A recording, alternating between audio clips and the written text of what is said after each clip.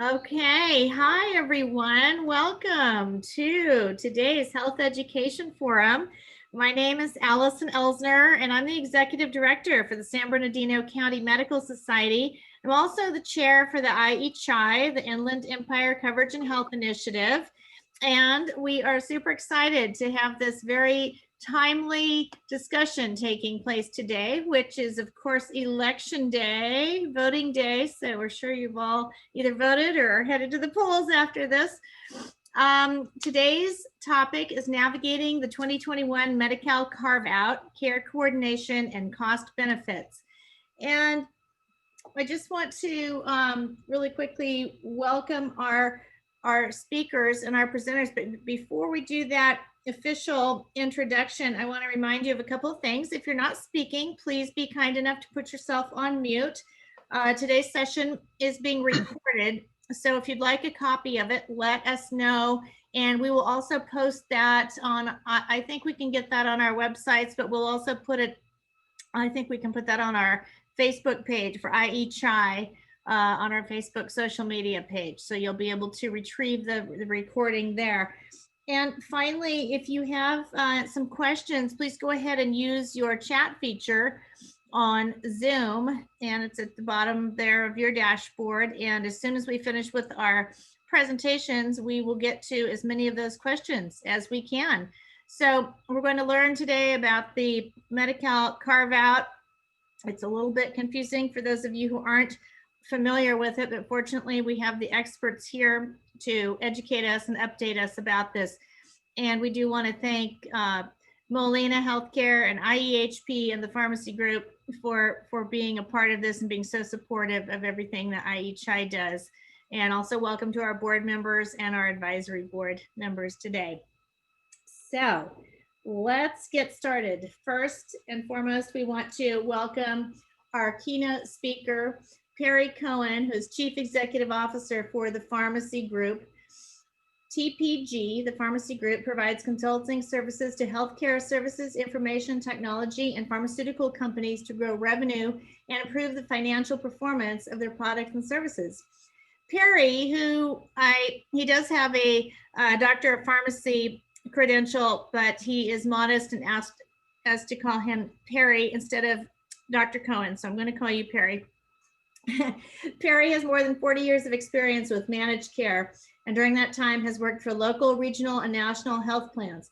A pharmacist by training, he helped create the pharmacy benefit management, PBM, industry in the early 1990s. Over the years, he has developed relationships with hundreds of decision makers in the U.S. healthcare system, and he's assisted more than 200 companies in selling their products and services to payers. Additionally, Perry practiced in community hospital and long-term care pharmacy in California and oversaw the operations of 50 community pharmacies in 9 states. So we want to welcome you, Perry. And when it gets to our panel, we'll introduce our panelists at that time. So Perry, go ahead, take it away. Okay, thanks, Allison. I noticed on some of the people coming in, I may know some of you, but I've been doing this for a long time, and I welcome the opportunity to speak to you today. So I'm the warm-up act for Greg and Michael, and I'm going to give you an overview of what's been happening, what is happening, and what's going to happen, and kind of like a 50,000-foot view. And then we'll turn it over to Greg and Michael for the details, and all three of us will be available for questions. So if you could advance the deck to the next slide.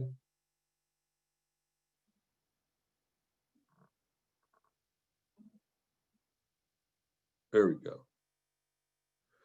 So basically, when Governor Newsom took office in January of 2019, almost 2 years ago, he decided he wanted to manage the drug costs better. If you notice, at the national level, drug costs have been kind of out of control. It was on Trump's agenda for his first couple of years in office, and Gavin Newsom wanted to do something for Californians to lower the cost of drugs. So he took the program that the state pays for, and one of those programs is Medi-Cal, and says, let's figure out a better way to do it.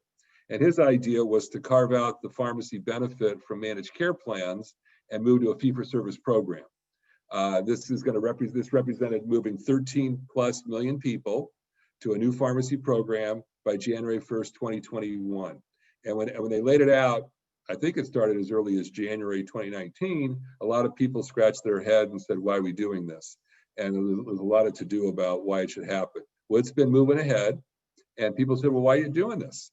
And they said, well, what they want to do is they want to have one company administer the whole pharmacy program, and they want to take all these activities that are listed on this slide and put them under one roof, have the state manage them directly, and carve them out from all the health plans. And that's what they've been working on for the last 18 months. Next slide. So why is this happening? Well, the primary issue from my perspective is money.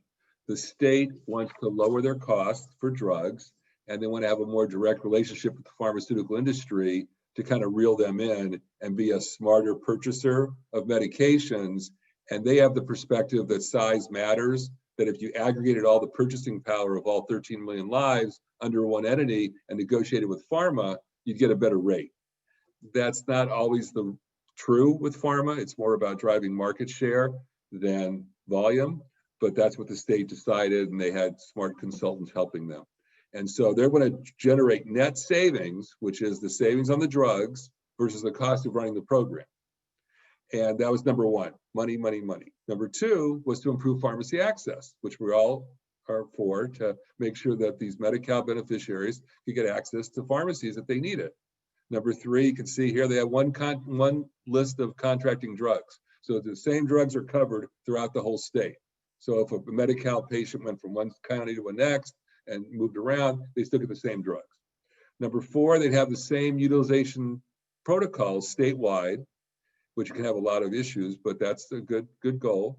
And then they wanted to modernize many existing pharmacy support systems that they had, the state was using, they were antiquated. They just hadn't kept up with technology. And this was a way to update that as well by picking the right vendor to work with. Number six, they wanted to have a 24/7 call center, which they didn't have previously. And lastly, they're promising to provide daily data feeds to manage care plans of paid claim data so the plans could do their drug management programs. So that's, why it's happening. Next. So what are the benefits? So the benefits are financial. There's potential financial savings by lowering administrative costs, consolidating drug purchasing power, and getting what are called supplemental rebates to go directly to the state versus to the plans. And everyone's got an opinion on whether these financial savings are going to be realized in 2021. I will tell you that nationwide, other Medi-Cal plans have tried this. 13 plans have tried it, and 10 of the 13 plans, after they did this, went back to the old way, just FYI. So some of us that have been around for a long time are a little skeptical that they're going to realize all the savings they're doing, but we're cheering them on right now to see how they do it. The interesting thing is that New York, which is also a big Medicaid state, they're putting in a similar program, not exactly, effective April 1st, 2021. So it'll be interesting to see what happens in California, January 1st, and what happens in New York, April 1st next year. But it's kind of a trend around Medicaid plans who are fighting to stay solvent. The second bullet, standard benefits across the state, so everyone gets the same benefits for pharmacy. And the last thing, which I mentioned earlier, is to improve the systems to manage pharmacy programs, which I think are desperately needed by the state. Next slide. What are the risks? Well, like any change, there's risk. There's potential benefits and there's risk. So the naysayers that I surveyed a year ago said these are the risks that we're concerned about. I talked to a handful of managed care plans in California a year ago when I initially wrote this talk, and I said, what are your concerns? They said, number one, they're not going to save as much money as the health plans can. It's just not going to happen. They're going to have higher administrative costs. They're not going to be able to drive market share like health plans can, and they won't get as many supplemental rebates. Those were the health plans. I won't say fear mongering, but they were saying this is going to happen. Number two, negative impact on care coordination and management, because you take the pharmacy benefit away from overall medical management and it becomes dysfunctional by design. So the health plans, I think, justifiably are concerned about that. Number three, confusing to members. I call 1-800 number for my pharmacy issues and a different 800 number, everything else, versus one integrated plan. Could be confusing for beneficiaries. Number four, that results in poor customer service from the managed care plans, because if the Medi-Cal beneficiaries call a managed care plan on a pharmacy issue, you got to say, well, call the state. And so now I'm going to make 2 phone calls. And then the last thing is there's an increased risk of data management failures, which can impact quality of care. So these are legitimate concerns, I think, of the managed care plans, but we have to see what happens. And I think they're making, states doing their best to address these issues because they've been very well documented. Next slide. Is there an alternative? So I recommended a year ago that if the state wants to get control of the drug company contracting, just deal with that. Carve out the drug company contracting for federal and state rebates and manage that centrally. That gets probably 80% of the perceived savings they were talking about. And let the managed care plans continue to service the beneficiaries for claims processing, for the network, prior auth, DUR, and customer service. And then that will lead to better care coordination and management. My suggestion went on deaf ears. They don't want to change it. They're going their way. So next slide. So what were managed care plans to do this year? They were concerned, but for 2020, it was just basically, it's been business as usual to service the current beneficiaries. So for some of you, this could have been a non-event for this year because it's been business as usual. They're managing the pharmacy benefit. They're maintaining staffing and services through December 31st. And they're starting to review their current agreements with their PBMs they were using because their volume is going to go down, some to zero, some not as bad. And they started to identify high-risk members as a cohort for comparative purposes post-transition. So I want to hear from Greg and Michael, but the people that I've talked to at some of the other plans, they're already looking at the current members that they're not going to be managing the pharmacy benefit for and see how these people are functioning. So when they flip the switch January 1st, they have kind of a comparison to see what happened, both from a cost, quality, and access standpoint. Next. So where are we now? Well, as of October, right, that was last month, the program is full steam ahead to start January 1st, 2021. 73% of the work to make the rollout has been completed, so the state's making good progress. Number 3, they've got 96% of all California licensed pharmacies enrolled in the program, so they're going to their access goal. And there's only an 8% disparity of the covered drugs between Medi-Cal and the health plans. Well, it's 8% of the drugs for 13 million people. There's still going to be a lot of phone calls January 1st. And so I think that's the area that everybody's going to have to work through. And the last thing is Magellan was chosen as the vendor. And I'm not fully clear on what activities Magellan's going to do directly versus the state handling things like the call center. So this is where we are right now. Next. So what's left to do? Well, we've got 60 days to go. It's definitely going to happen, regardless of who's going to be in the Oval Office in January. So now it's all about provider training. So when I was called last week to be a speaker, I said, this is great. You need to get this information out to people because now it's going to hit pharmacies, doctors, other healthcare players, and you have to know what's going on. And that training supposedly has been going on since September.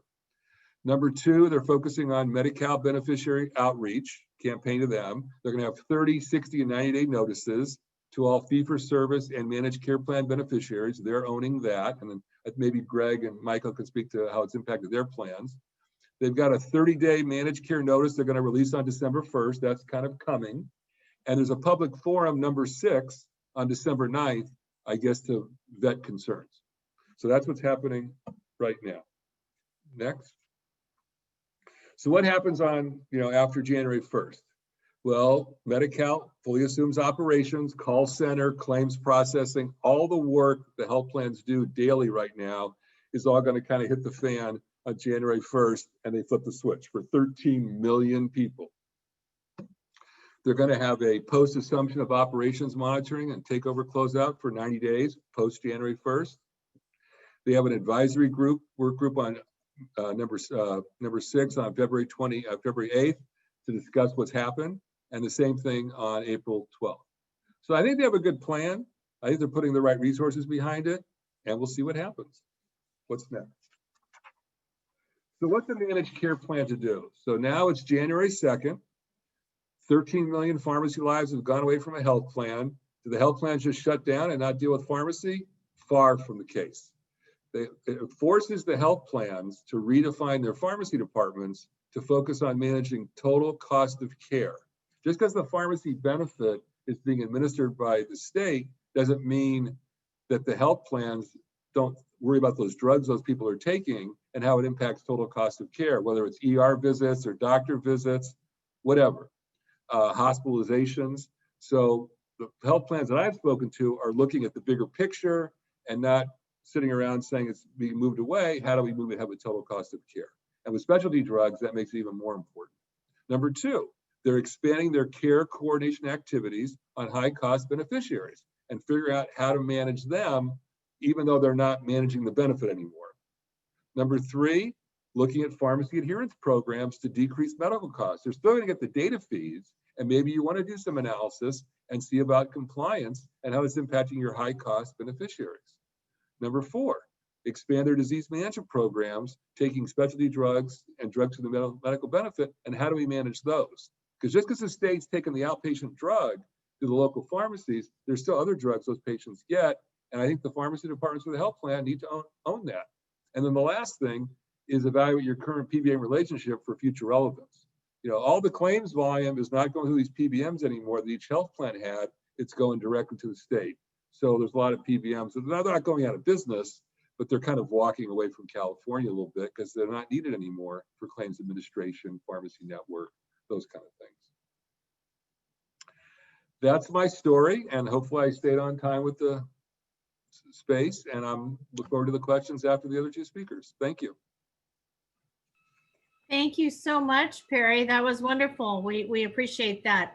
All right, so now we're going to move into our panel, and we have next Michael Blatt, who is Doctor of Pharmacy, and he is Director of Clinical Pharmacy and Operations at IEHP, where he leads a team of pharmacists, technicians, analysts, and other team members on pharmacy benefit and clinical programs for IEHP members.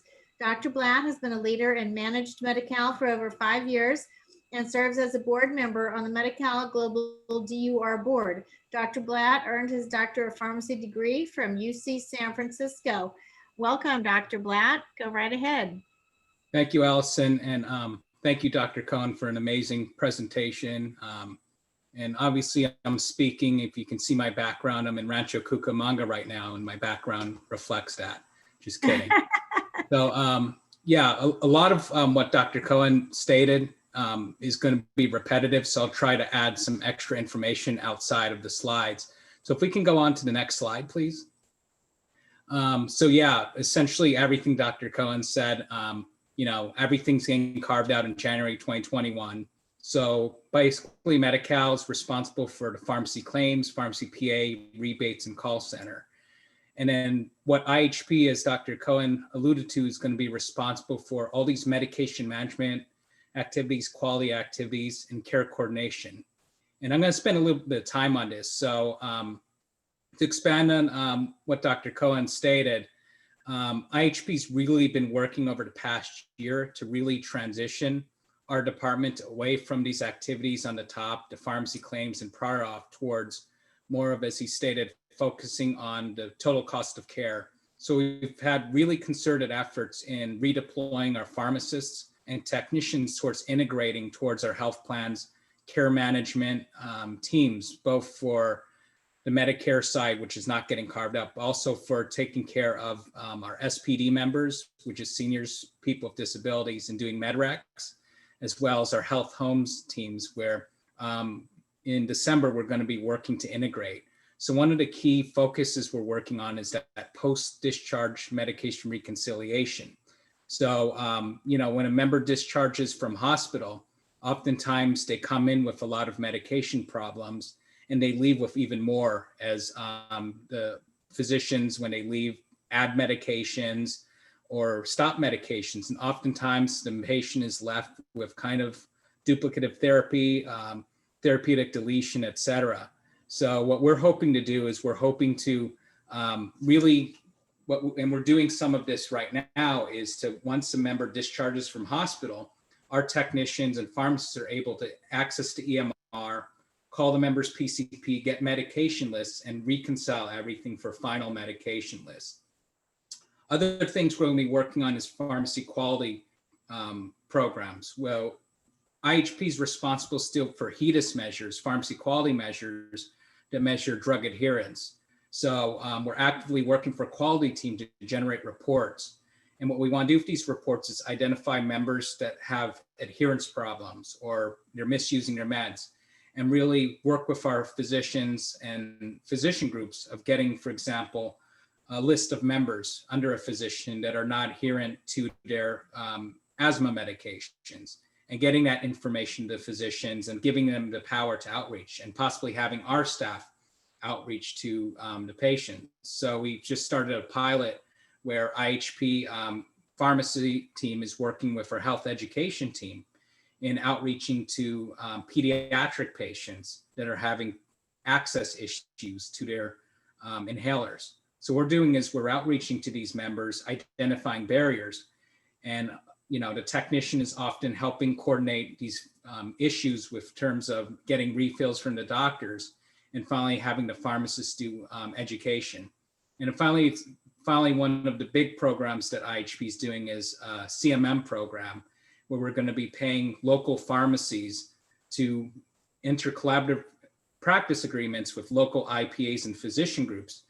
And we're going to give these local pharmacies, who will be still billing state fee-for-service Medi-Cal, but not us, but they'll be getting a list of patients and doing what we call comprehensive medication management, where essentially it's a medication checkup appointment, and under collaboration with the patient's physician, working on changing therapy, adding refills, taking away therapy that's disadvantageous to the member's health, and really trying to get some value-based payment from there. So quite a bit on that front for IEHP.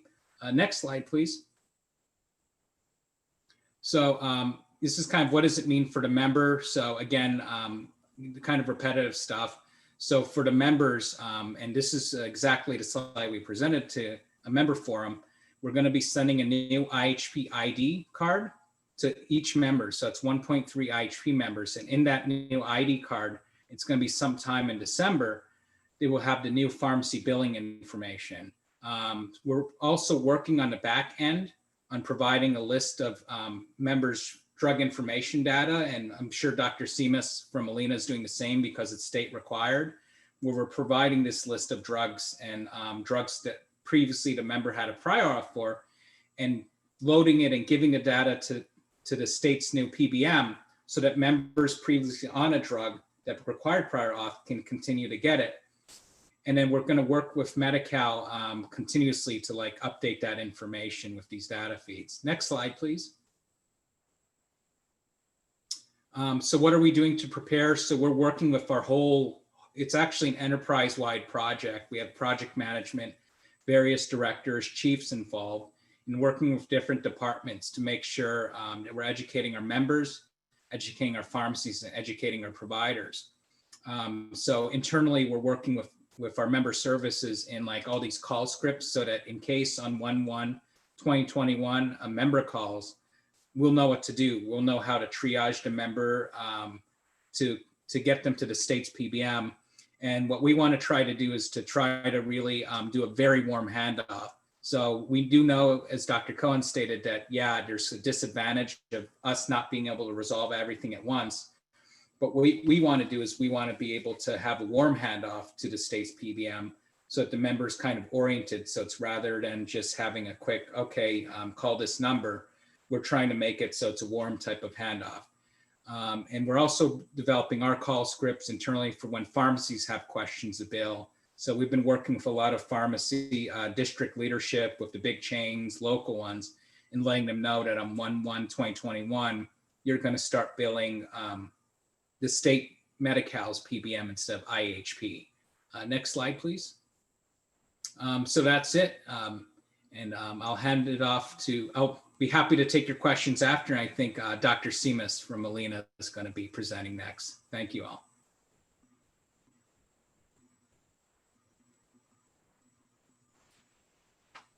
Let me get the share going.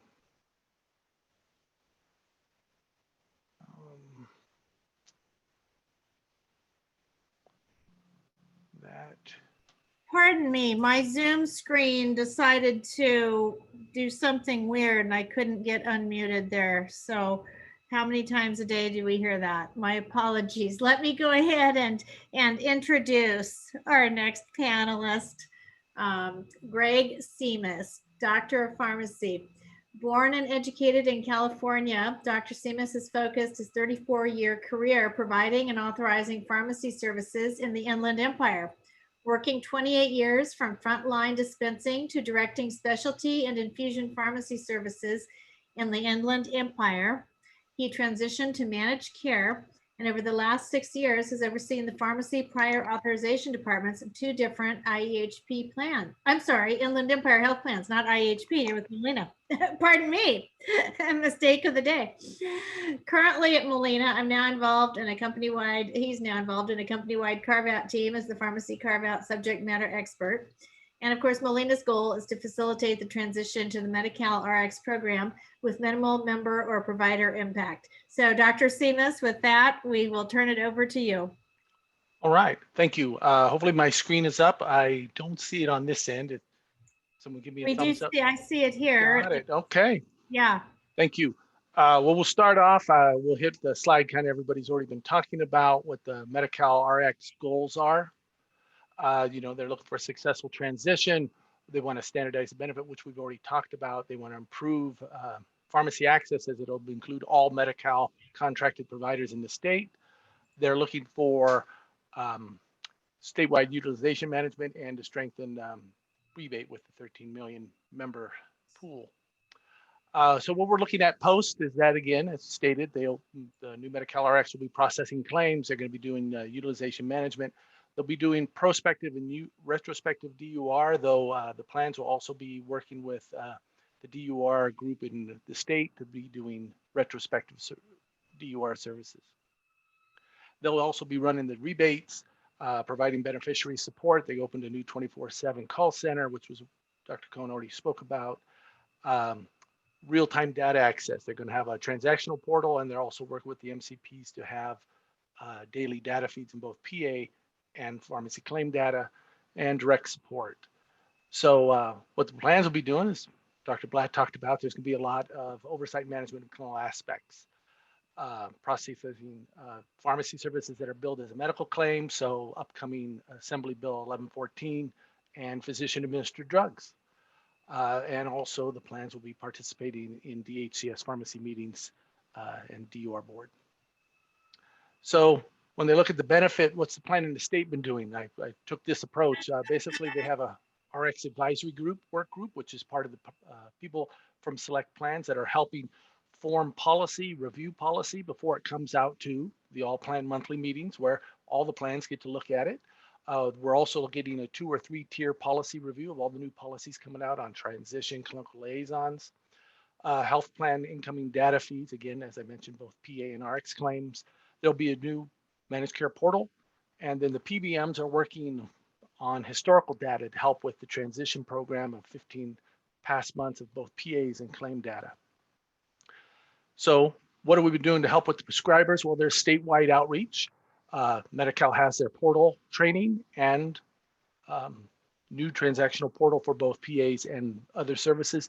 The plan, well, Molina, we've did some announcements on our portal so as the doctors sign in to get to know what's going on. And we've sent some notifications out, which includes to the prescriber the 30-day member letter, the MCP's tasked in sending out to be able to post in the office. So we're trying to get enough notification out there because as we do know, not everybody reads their mail.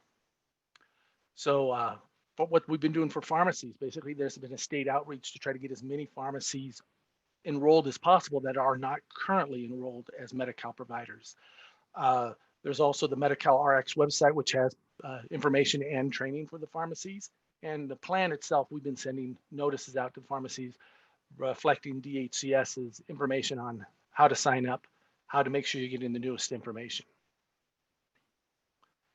For members, we've already spoke about the 90 and 60-day letters that went out in October and November to all Medi-Cal members. In December, the state's sending out only the fee for service, and all the MCPs are sending a member letter to their members on the 30-day notice. And what my plan is doing, we also have a website, our public website and member portals have information stating what's going on and a link to the 30-day letter. There's also the December letter coming out, which also has the new Molina 2021 ID card with the new pharmacy billing information. So what's new for providers, as we already stated, there's going to be one contract list, which matches about 92%. DHCS keeps saying they want to hit 98. Right now it's at 92. There's really no change in prescription distribution process. There's still going to be one prior auth process, and the appeal is going to be changing. There's no more independent medical review. It's going to go straight to fair hearing. So next, if you're a provider, what I do? Well, I'd make sure if you're not contracted, you sign up at PAVE. Make sure you have portal access. You take your MPI and go to this website and make sure you get the access and do the trainings so you know what's going on. Also, I'd sign up for their subscription service to get the latest news on what's happening in Medi-Cal. What's new for members? Bring your BIC, the beneficiary ID card, and your Molina ID when visiting pharmacy. No longer will the plans be officiating the network. So when you're looking for a pharmacy, you're going to be able to go to the new website, or you can call customer service or 711 for the TTY. And how do you appeal? Well, you know, they used to appeal straight to the plan. Now, post-1-1 decisions will be due through either a phone number or you can mail the state hearing division. And I put a link in there what the fair hearing does. So what's next for members? There's going to be a transition period 1-1. So 1-1 comes along, there's going to be continuity because they're going to be looking at our PA and claim history for the last 15 months. If there's a paid claim or a PA on file, that member will get the drug. So basically, the first 6 months, Magellan, Medi-Cal Rx will be reviewing basically new PAs that the member hasn't had before. So they're kind of leveling their play field right at the beginning. Gives providers a time to align to the new contract drug list. Sorry to run fast. I want to make sure you had time for questions, and thank you very much. Well, that was wonderful. Thank you, Dr. Seamus. That's great. All the presentations that's really helped, I think, open our eyes to what this is really about, but I'm sure there are still some questions. Now, unfortunately, I don't see any questions in our chat. So why don't we do this? Why don't we take everyone off mute and just let's turn this into a discussion since we don't have any chat questions lined up. And that way, if anyone has any comments, we can go ahead and do that. So does anyone have anything they want to openly ask any of our speakers? Quiet group, huh? Do any of our speakers want to add anything else that you didn't have time to get to? Yeah, you know, I'll actually ask. Hi there, I'm Brad West with the Office of Assembly Member Sabrina Cervantes. So as a legislative staffer who covers health, I'll be handling any constituent concerns that come in the month of January if they're calling our office and having issues with pharmacy and everything like that. And so most people who actually contact our office with health issues are enrolled in IEHP. So what would be my best contact for folks who are having trouble with the switchover? Yeah, I mean, obviously, thanks for the question, Brad. And then Dr. Seamus also serves Inland Empire members, but you know, obviously if it's an emergency type, right, I'm hoping that you refer them to 911, but if it's a less emergency type of questions, I'll be able to leave my contact information, but we'll have a whole process in place. I'm imagining there's a lot of appeals and grievances, right, through the new system. So I will leave my contact information for you. I'll just send it through the chat. But yeah, if there's an emergency, refer to 911. Of course. Okay. To follow up on that one, we're working on our interactive voice responses. So that way, if the member calls us like they always do, there's no wrong path. And Okay. if it's something that's coming up and it's a complaint, and they say if it's post, or say it's a December, they're calling in January and say, hey, I had a problem with the pharmacy. They gave me the wrong thing in December. That's going to get forwarded to us, and we're going to handle it just like we did day in, day out.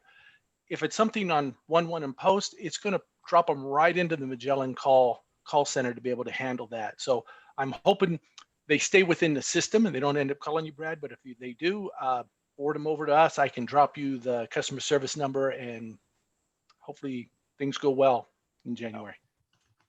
Great. Thank you so much. Thanks for joining us, Brad. It's nice to meet you, actually. I see we do have a questions. We have a couple of questions. So, Daria, do you want to go ahead and field those? Sure, absolutely. Okay.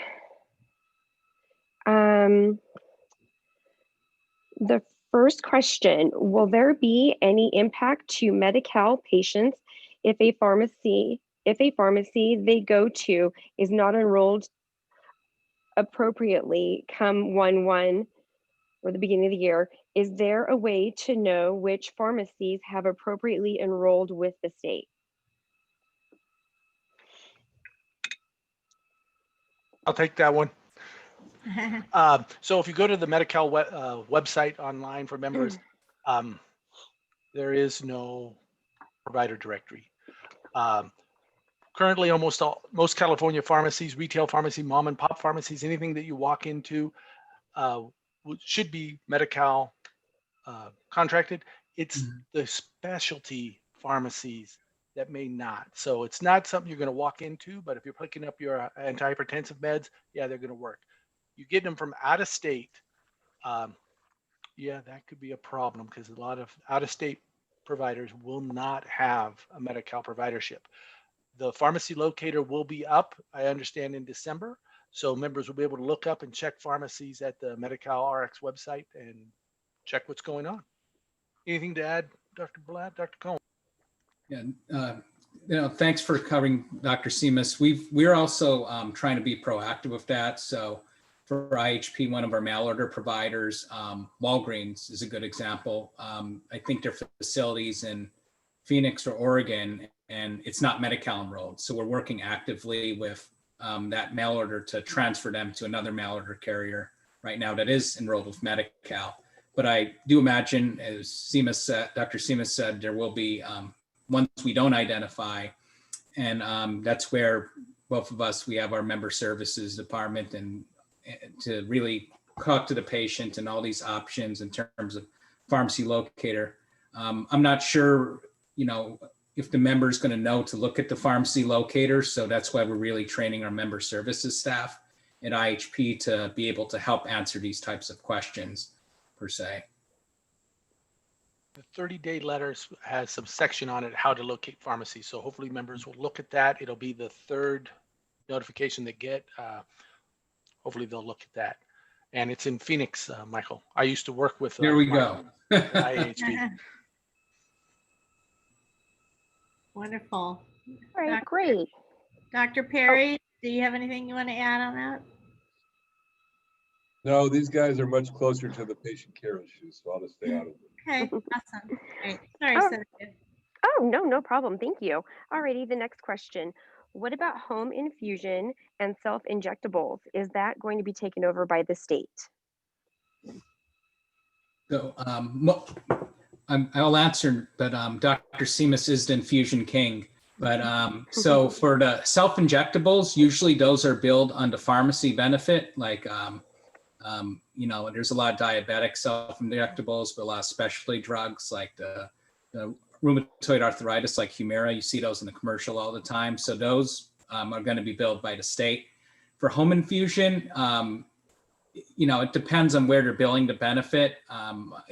There's some home infusions where they still bill the plan, but I would say, at least in our plan standpoint, a lot of them are still billed by the pharmacy benefit and therefore to be billed by the state, but the plan's still responsible for some of the nursing fees.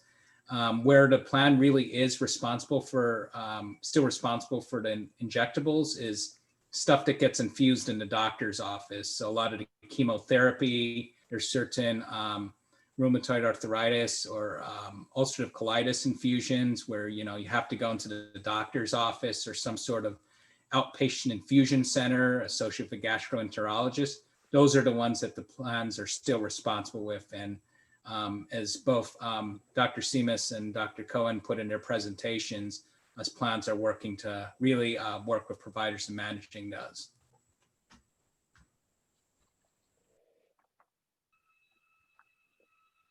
Yes, infusion fusion therapy could be billed both on the pharmacy and the medical side. At the plan I'm currently at, we are billing it all through the medical side, so we'll be absorbing that through that less hiccup on the pharmacy benefit. So it'll be business as usual in 2021 as it is in 2020 for our Molina contracted infusion providers.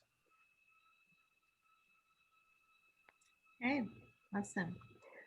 All right, wonderful. And then the next question is, how will this impact pill delivery programs through Amazon?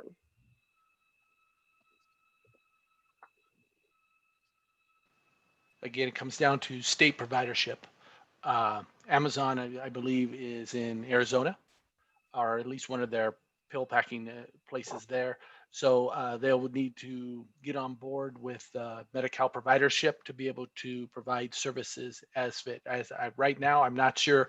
I know the state did ask all the plans for specific providers that were out of state to try to help get them on board. Personally, I don't know if Amazon, what their status is. Anything to add?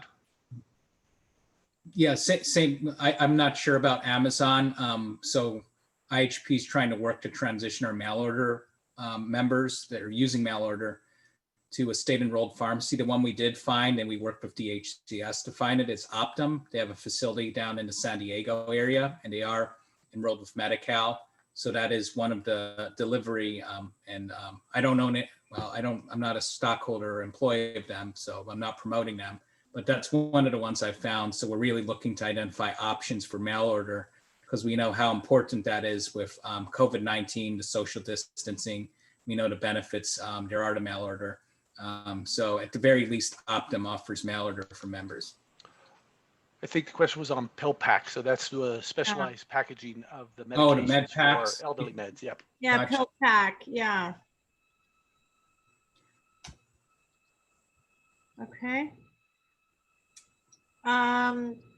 Soteria, I think we just got another question on there. Oh, no, I'm sorry. I think that accidentally went to me. So I'm going to ask it. How will refills work for snowbirds while they're visiting our area? Is that your question, Victoria? It is. I didn't get it all typed out. Yeah. But yes, Okay. it went faster than that. Yes, for snowbirds who are here part of the year, but their primary doctor and primary pharmacies and primary health coverage is in another state, how's that going to impact their ability to refill their medications here through Sam's Club or Walmart or whatever? If I understand the question correctly, you're asking for, well, California residents, well, the plan looks for 90-day residency. So if they're outside the area, you're talking about people who actually live in Colorado during the summer? Right, and come here in the wintertime. So they wouldn't be Medi-Cal beneficiaries, or you're in your question, you're stating they are? Good point. You're right. They wouldn't be Medi-Cal repairs. Okay, so sorry. No, that's fine. I just want to make sure I'm answering the right question. It wouldn't be an issue then for them. They would just be dealing with it the way they normally do. Okay, thank you. But what about Medi-Cal people going back east? Like if they summer in Wisconsin, but they're Medi-Cal residents here and they have to refill their prescriptions out of state, how's that going to impact? You want me to take that one, Michael? Yeah, take that. Okay, so we're actually working with contingent states. You know, some of the right across the border. If you go over to Laughlin in California, those pharmacies there are usually contracted with California Medicaid because they expect that business. But if you go further into Nevada, there'll be fewer and fewer Medi-Cal contracted pharmacies. Right now, the MCPs are contracted nationwide. Michael's contracted with Walgreens from East Coast to West Coast, as I am with CVS. However, when the benefit changes, a lot of that flexibility disappears. The state is right now discussing contingent state coverage. And again, when that pharmacy locator comes up, we'll be able to see where they're at. But we are talking to them about how do we cover these people that go visit in Arizona. We're working on that currently. Anything to add, Michael, Dr. Cohen? You have anything else for that, Dr. Blatt, that you want to add? No, just Okay. as Dr. Seaman said, they're working on it. Okay, great. Sederia, we've got another question there. Yes, another one came in. It says, will there be any occasion with consumers where consumers will have to change a pharmacy to receive service? Not sure if this is applicable. No, very applicable. Yeah, the pharmacy does have to be enrolled in fee-for-service Medi-Cal. That's where we're citing the 96% of them are enrolled, but there are circumstances where they're not, so they'll have to go to enrolled type of pharmacy. Anything to add, Dr. Seamus? You were correct. It depends where the servicing pharmacy is. In California, more than likely, 9 times out of 10, that pharmacy is going to be contracted. If it's out of California, there's a little bit of trouble. If it's a specialty pharmacy in California, we would have to double check because they may have opted not to get a California providership. All righty. Well, we don't seem to have any more questions. So, Got one more. oh, great. I was Okay. just typing it slowly, but I'll just ask it. What's a specialty pharmacy? I'm the newbie of this group. This is not my field. Specialty pharmacies handle injectables, those high-cost injectables, the commercials you see on TV. Talk to us how to get your Humira or Enbrel. These high-cost medications, which for a niche population, that's what we consider specialty pharmacy. Each of the PBM has a list. Each MCP categorizes a little differently, but basically these are going to be your fairly high-cost medications for small disease groups. Would you agree, Dr. Blatt? Completely agree. And just to add that these pharmacies often offer more intensive counseling and case management help with, well, not for Medicaid, help with copay for commercial. So it's kind of more intensive care. So some members may just have to switch to care team and the specialty pharmacy's care team that takes care of them. But yeah, well, hopefully we don't see too much disruption there. All righty. Great. Victoria, do you have anything else? No, I don't think so. Okay. All right. Nothing's popping up in my head at the moment. All right. There's one Oh, more. there's another one. Okay, the next question is, will we see any change for medication administered by providers? No change. It's still administered for IHP. We're still going to be doing the prior auth and still administering that type of benefit. Molina will be doing the same thing. We're going to be probably looking, some medications are going to be able to go either medical or pharmacy. So they can be picked up at the pharmacy or they could be dropped off to the doctor on a buy and bill situation. We'll be looking to try to intelligently manage that. But yeah, yes, basically the physician administered drugs, more or less unchanged. PA still through the managed care plans. All right. Wonderful. Anyone else before we close up today? No other comments or anything? You want to just jump in? Nope. This was really informative. I want to say thank you to all 3 of our presenters today. It really was. And I just can't imagine how you're wrapping yourselves and your brains around all of this, you know, trying to deal with all of these changes and new procedures. I think it must be really overwhelming. So we appreciate you doing this because I think it's got to be a Herculean task.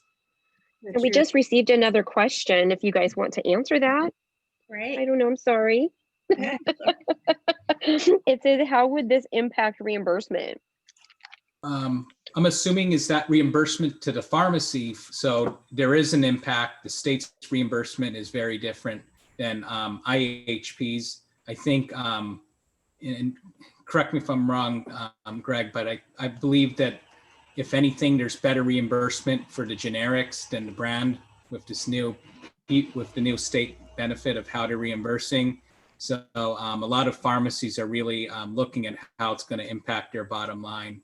Anything to add, Greg? Dr. Blatt is correct. The Medi-Cal fee schedule, there's a 2-tier depending on the number of prescriptions you fill. You either get a certain professional fee or a higher professional fee depending on the number of scripts you fill. Actually, it's an inverse relationship. I believe it's 10 and 15, or professional fee, and it depends on the number of scripts filled each month. So there is going to be changes. But mostly I think the pharmacies will like having to deal with one contract drug list, one PA process, rather than multiple. Yes, my name is Jacqueline Jones from the Inland Empire.